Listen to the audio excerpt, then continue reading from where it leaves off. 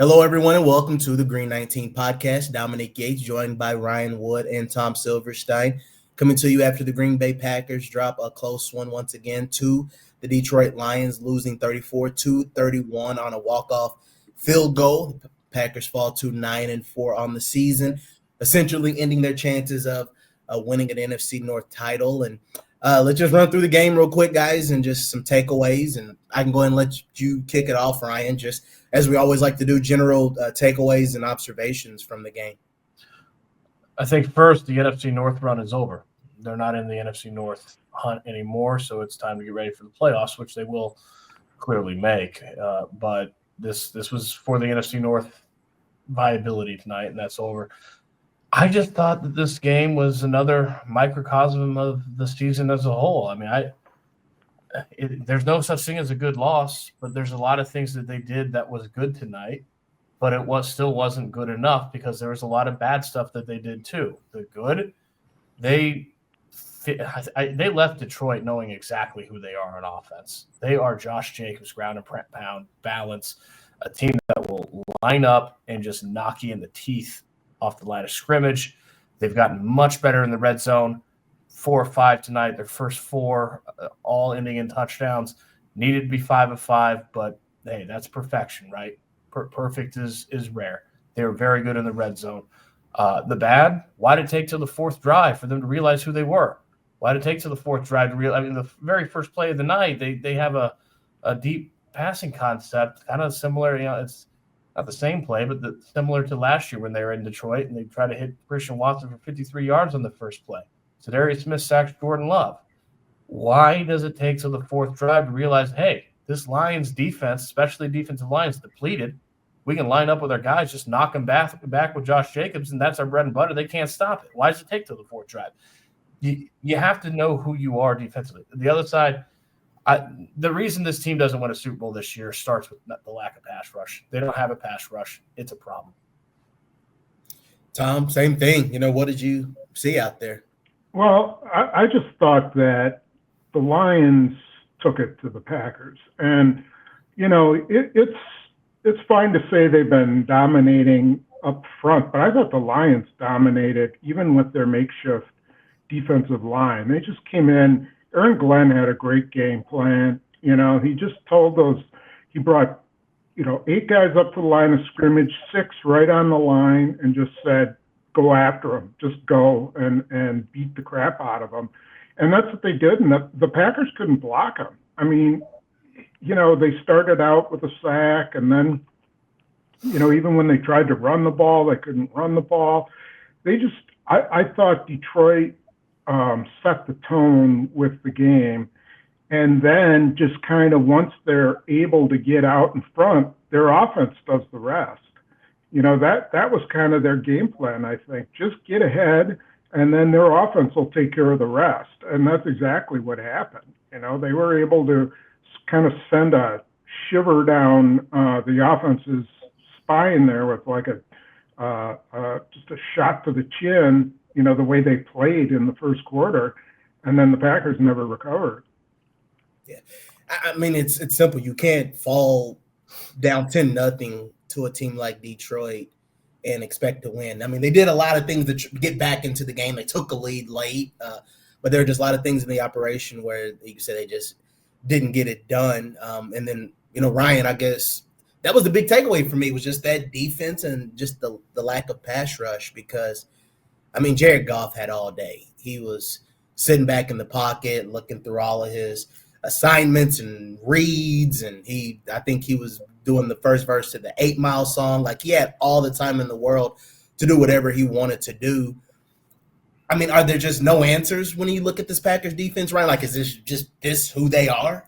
A team that can get pass rush but can try to get takeaways? Not without Jair Alexander, there isn't. His absence changes everything. The Packers left Detroit late Thursday night very much believing that they'll be back. They think that they're going to be back here in January because it looks like right now, we'll see what Philadelphia does, but it looks like right now the road to the Super Bowl in the NFC is going to go through this Detroit city. The Packers, I believe, are no worse than the 3rd best team in the NFC. I believe they're better than the Vikings. They'll have to go prove that in Minnesota later this season, later this month. But I believe that the Packers are no worse than the third best team in the NFC. I believe they are a team that can beat Detroit, that can beat Philadelphia. It doesn't mean they will. They have to go out and actually do it. But you can't say they can't beat the Lions. You can't say they can't beat the Eagles in a one-game take-all. It's a possibility. But without Jair Alexander, it's not a good possibility. And it's not just the coverage. It's not just the secondary that his absence. He hasn't played in 3 games now. He's played 10 snaps since Jacksonville, since he injured his knee at the end of that game against that win against the Jaguars. He didn't play the next week against the Lions, so he's missed both Lions games. Tried to come back after the bye, played 10 snaps against the Bears, shut him down, hasn't played for 3 games. It's a knee injury. He'd be out there if he could. He practiced this week. They ultimately ruled him out. But it's not just the secondary his absence dictates. Without Jair Alexander, Spoon's talked about it before, they're reliant on getting home with the pass rush with only 4 guys. There's not a lot of blitzing because you got to drop extra guys in coverage. If you blitz, there's one fewer guy in the back end to defend this elite Lions offense with all these playmakers. So that puts a lot of pressure on a pass rush that's not getting home, not able to get home consistently every single week. This defensive line that was really good last year in a 3-4 defense, I saw it. It was on film. It was really good last year. Has not been near as good in this 4-3 defense of getting after the quarterback and didn't do it again. Jared Goff had enough time in the pocket tonight to brew his own pot of coffee, which we all need right now because it's a late night. Each time he dropped back before he found a receiver. He had all the time in the world. So it changes there. And then when you don't have Jair Alexander on the back end and you have Evan Williams drop out in the first half with a concussion, you have Javon Bullard, who left the locker room tonight at Ford Field on crutches because of an ankle injury in the second half. You can't afford more injuries, right? Now, the Lions are not going to give any sympathy to the Packers for being injured. That's a defense that's decimated. That's part of the game. I don't see how they have the answers if they can't keep the best cornerback on the field. He changes everything.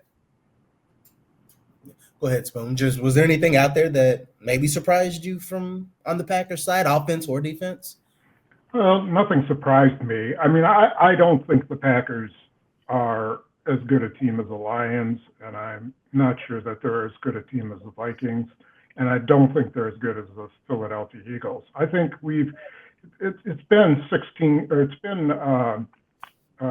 13 games, and we know. I mean, you got a good feel for who they are. You can't say that Jordan Love isn't healthy. You can't really say that they need more time with their defense. I just think they're kind of stuck in who they are. Could they have one great game? Maybe. I mean, I still think they could lose to Seattle and Minnesota. I think there's a really good chance they'll lose both of those games. So, you know, they have had their chance to really, pick up some steam. But as we've seen, they haven't beaten anybody. They have not beaten one good team, really good team in the NFL. So I'm kind of losing. I'm kind of putting them down in my power rankings because I think what you saw from the Lions was a mature, strong-willed, game-tested team, and the Packers really aren't any of those things. Not right now, anyway, and I'm not sure that they'll pick that up in 4 games remaining. I'm sorry. Yeah, I guess that was the one thing that kind of stood out to me in the locker room. There seemed to be almost more talk about just like the missed calls from the refs than some of the issues from the execution standpoint. Granted, did Jordan Love, get smacked in the helmet, no flag called? Yes. Did Xavier McKinney get his helmet ripped off, I think, by St. Brown? Flag wasn't thrown? Yes. Did Keyshawn Nixon feel there was an OPI? Yes. But, you can't let those moments take away from a full game. And I guess that was what kind of stood out to me. Just for you, Ryan, where I know, what was your takeaways from just the mood or just the vibe in the locker room after this game? Obviously disappointment, but was there anything that stood out to you from what the guys said? It's true that the officials probably missed calls tonight. It's also true that 3 games ago, after the block kick in Chicago to win that game, Matt LaFleur said when the Bears wanted to protest and say that was a a penalty on the long snapper, Matt LaFleur said, that's why you don't leave the game in the ref's hands. And that's what the Packers did tonight. So I don't want to hear anything about missed calls. That's part of the game. Don't leave the game in the ref's hands. Now, I am higher on the Packers than it sounds like Spoon is. I mean, it's true that they're 0-4 now to the 3 teams in the NFC that have a better record than them. It's also true that they were in every single one of those games, and the largest margin of deficit was 5 points. To me, what ultimately depends on whether or not they can take that next step, which they need to. I mean, they are 0-4 against the 3 teams in the NFC, all 3 really good records that have better records than them. They have to take another step. But this is also still a young team, and I think that it is certainly plausible that there is more that this team, as it goes through this final month now. I mean, it's still almost, it's a little less than a quarter of the season. There's still games, a full month to play. This is a really young, talented team that I think can get better from here to January. They need to do that, but I think it's too early to say they won't. That's what I will be watching down the stretch these last 4 games. It's what they did last year. They got better from the beginning of December to the beginning of January a year ago. Much better. I think it's too early to say that can't happen again. They need to get better, but they've been in every single one of these games. Tonight was a last-second win on the Lions' home field. The very last play was tied until that 35-yard field goal. So they were in this game again. They have to figure out as a young team how to win and finish these type of games. That, to me, will depend on whether or not they can make a run in January or not. Spoon, were there anything or things throughout the game that maybe for your perspective were head scratchers? I don't know, maybe some of the assignments or the execution or the challenge flags. Like, was there anything or some areas that maybe were some kind of head scratching moments for you?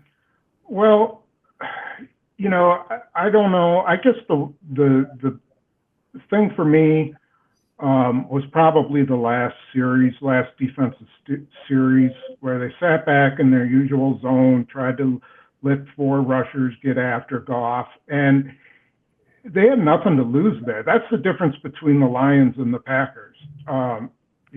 Campbell will go for 4th down on 5 consecutive plays, and the Packers, should have been all out blitzing Goff on that last series. If he beats them and they score a touchdown, well, the ball's back in their offense's hands. That's how Dan Campbell thinks. Get the ball back in my offense's hands, and I'll win the game. And I thought they just played really passively on that last series. And why not throw everything you got at them?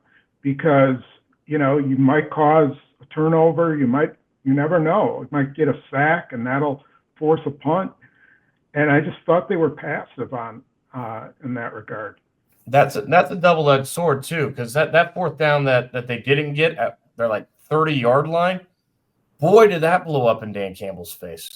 When what was it? They were up by a field goal, and then they give it to him in field goal range. Now, I actually thought, I don't know what you guys thought, but I thought the 4th down at the end that they went for, I thought that was the right call. I get that you're in field goal range to take the lead in the final minute, but it would have been 40 seconds left.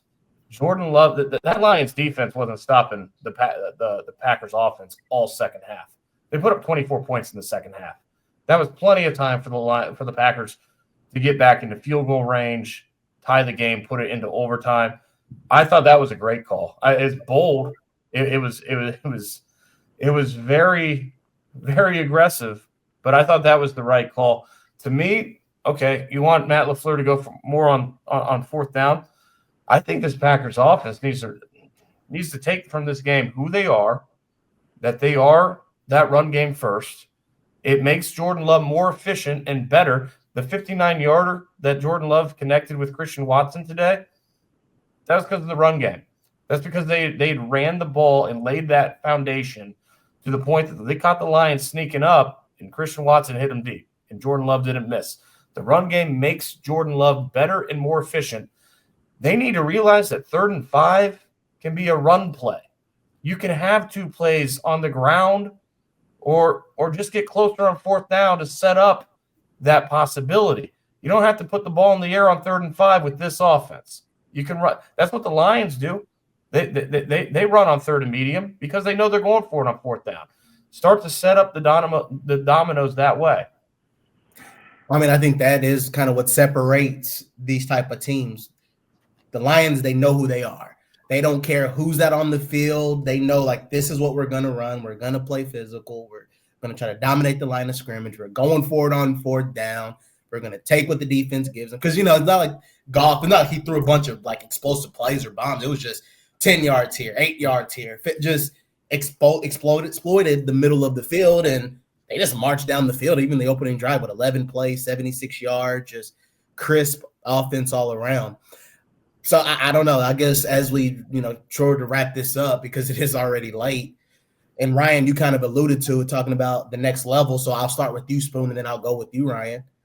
I mean, Spoon, you already kind of said, like, this kind of is who Green Bay is, but are there any, like, fixable things that couldn't help them take it to the next level, or is it just kind of too early to say?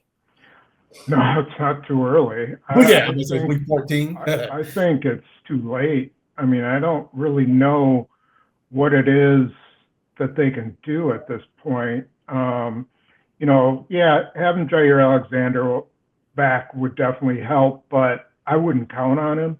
I mean, I don't know when he'll be back, and I don't know if he'll be healthy. I mean, he can't stay healthy. The guy's played in, I think I don't know what it is after today, but it was 47% of the snaps going into the game. And, if they don't have the players around, that they can't, one guy causes them to be so bad, I don't know. I mean, I went back and looked, the Bears did a phenomenal job against the Lions in the red zone, and I'm like, well, they can be stopped, but the Packers can't stop them. For whatever reason, the Packers just cannot stop the Lions. And I don't know. I think they're going to have trouble in Seattle again. I think they'll have some issues going down the road, and I don't know. I'm not even sure that they will have some competition for their wild card spot, I think. Same thing for you, though, Ryan. I mean, are you similar with Spoon? Do you think, what's the next level? Is there anything that is fixable for, the rest of the season that can, give them a boost? Or is it just kind of? I think I'm seeing the team and their fortunes probably quite different than Spoon. I'm the optimist, which is a crazy turn of irony here, because I'm never optimistic about anything. I think, to me, they're the third best team in the conference. I don't think the Vikings are that good.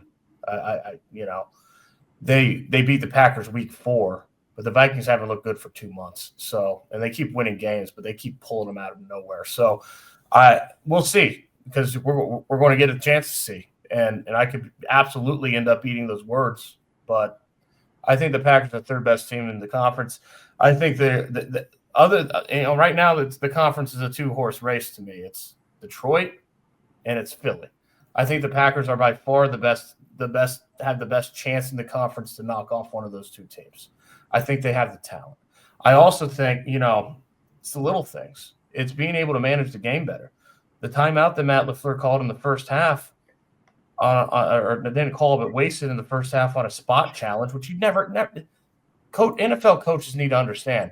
Never challenge a spot. Just don't do it. I know it's tempting every time. I know you're convicted and you absolutely think that you're right. And goodness, you can steal it down here. You're not going to. It doesn't happen in this league. If you challenge a spot, you will lose, because you have to have irrefutable evidence. And when it's a swarm of tacklers, it doesn't exist. So it's chasing fool's gold. Never challenge a spot. They ended up losing a timeout in the first half that ultimately would have given this offense a chance to get into field goal range and put points on the board before halftime. They didn't have that opportunity. Kind of important in a game that ended up being a 3-point loss. The timeout that didn't end up hurting them, but still was a bad timeout before 3rd and 9 in the second half. That didn't end up hurting them, but it's 3rd and 9. Don't call a timeout in that situation in a game that's going back and forth and will go down to the wire. You need that timeout. You're going to need it. It's about managing the game better situationally. I think they've made a lot of strides in the red zone. They're getting the ball to their horses inside the 20 now. This red zone offense is completely turned around, and that to me is an example of an area. A month ago they were one of the worst red zone offenses in the league. Now they're scoring touchdowns almost every drive in the red zone. They've remarkably turned that around. That to me is evidence that some of these things can improve. I think ultimately talent wins. They are one of the most talented teams in the league. I think they're one of the most talented teams in the NFC. If that talent can reach its potential, I think there's certainly still massive hope for this season. We'll have to find out, to me, down the stretch if they do or not. I don't know. I'm certainly in no position at this. I think the playoffs are an inevitability. I would be shocked if they ended up having much of a challenge for the wild card. So I think I'm seeing the fortunes higher than Spoon is, but ultimately they have to go out and do it. They fall flat on their face. I eat the words. I mean, it's true. At the end of the day, it's I don't know. We'll wait and see what happens with this team, but it is kind of fascinating for me. There's still a lot of the things. Sometimes I swear I feel like it's like a broken record. We've talked about a lot of the same mistakes and some of the things that they failed to capitalize on. And again, it still just shows up. But I guess the difference from this game compared to some of the other games, when you're playing some of the big time teams, like you mentioned, the Philadelphias, Detroits, the Minnesotas of the world, if they capitalize on those mistakes, whether it was a Quay Walker penalty, they were able to get points out of it. The Christian Watson fumble, they capitalized. There's just so much of that just happened in this game. Can I ask a question? I want to get your opinion on. Can I go back and forth on this? Does Jordan Love? We've talked about him needing to be efficient, and he's shown now for 3 games that he can make good decisions and not turn the ball over. That's a good improvement for him, obviously, over the first half of the year.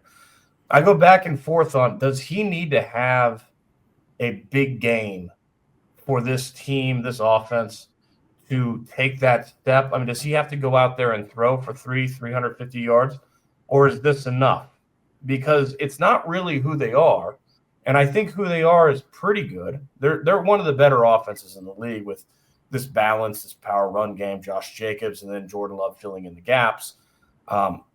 But I also think that if he can go out there and have that kind of game and be efficient while doing it with Josh Jacobs, that is a way that they can take a massive leap. And we've seen Jordan Love have those type of games. I mean, it's in there.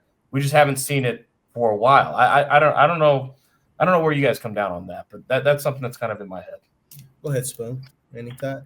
I don't know if he has to have a big game, but I think he has to make some big plays that he's not making. I mean, you can't overthrow Tucker Kraft on a wide open ball into the corner of the end zone.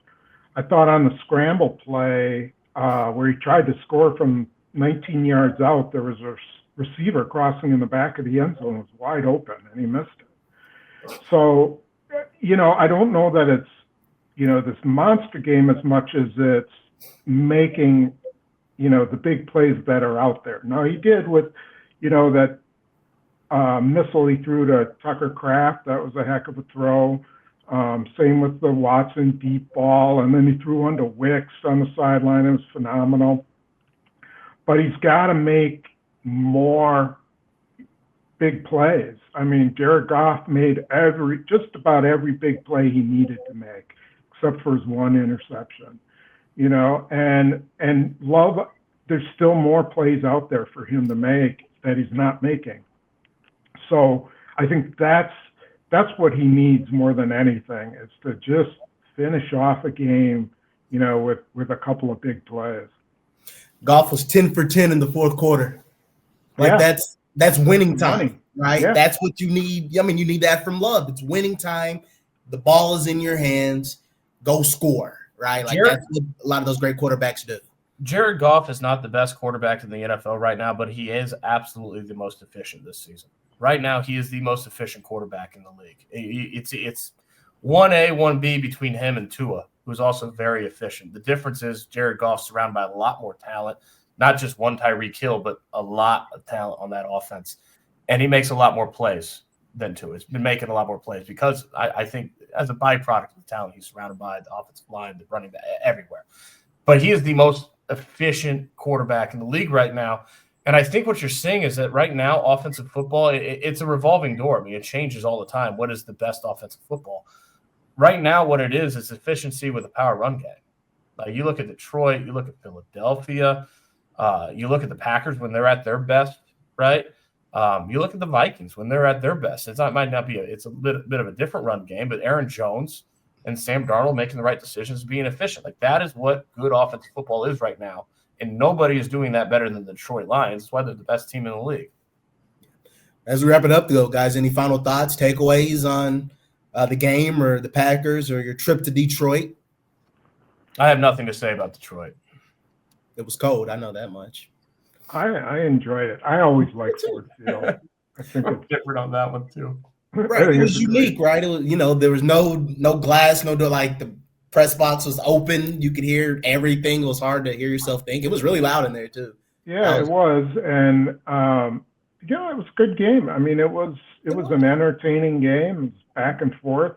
It was.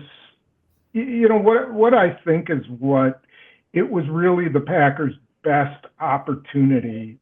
They needed to take advantage of Detroit's woes, and they couldn't do it. This was laid out for them. And that's probably why I'm pessimistic about them, because when you're given a chance like that and, you get the breaks, you got to take advantage of it. And instead, Detroit said, no, you're not going to. And, played well above its head defensively. So, yeah, I guess that was what surprised me the most. Like, you go into the game, but they had 3 defensive linemen rolled out. They had a corner rolled out. They've already had left tackle. Left tackle Decker was out. Like, they had all kinds of injuries, and not just going into this game, but throughout the season. Here's the problem, though. That's still the best offense in the entire league, even still. And at the end of the day, that's what's going to win. I mean, I don't know. I have a hard time I said it on the last time we had a podcast. They have no excuse to lose this game, and they lost. There's no excuse to lose this game. You know what? They're not as good as the Lions. Point blank. Lions are the better team. That's what we learned tonight. We already knew that. We knew coming in. The Lions are the better team. But I can't be pessimistic because I know they're the better team. I think they're the best team in the NFC. Clearly, clear cut. And it was a field goal on the road at the end. If the Packers had the ball last, I think they probably end up winning that game. They didn't, so they lost. And they absolutely lost, and the loss is the loss. I can't. It's the best team in the league, best offense in the league, 12-1 on the road Thursday night. That place, by the way, Spoon, I have to ask, when's the last time? I've never heard Ford Field in my 11 seasons covering games here that loud for that long. The entire that was incredible. More Packers fans. Yeah. There were hardly any Packers fans there at all. Nobody. There's no green there. So I've never. When's the last time you heard of that loud? Have you ever heard of that loud in Detroit? It's hard for me to say, but it was loud. Yeah, it was very loud. Unbelievable. I mean, so in that environment, I don't know. They've got to get better, but I don't think there's this wide gulf between where they are right now and where they have to get to. I just don't know if they take that step or not. It's not like they have to take 500 steps to get there. It's they got to take a step. I don't know if they can take a step. That's it. I think that's what it all boils down to. But yeah, it was a great environment. It was cool to see Flavor Flav, Chad Smith of the Red Hot Chili Peppers played the drums. Bob Seger. Yeah, Barry Sanders was there. All kinds of heavy hitters and celebrities. Tom Silverstein was there. So that was everything we needed for this game. Right. So, guys, it was a pleasure as always. Let's get some sleep. We got a flight in like 3 hours heading back to Green Bay. That's why my voice is going. Yeah, we'll have another podcast next week when we actually have some coffee and stuff in our systems and some sleep. And we'll talk more about these Packers as they have 4 games left in the regular season before it's time for the playoffs. And we'll dive deep into just more about this team and maybe even what's to come. Thank you all for checking out the Green 19 podcast. For Ryan Wood, Tom Silverstein, and I'm Dominique Yates.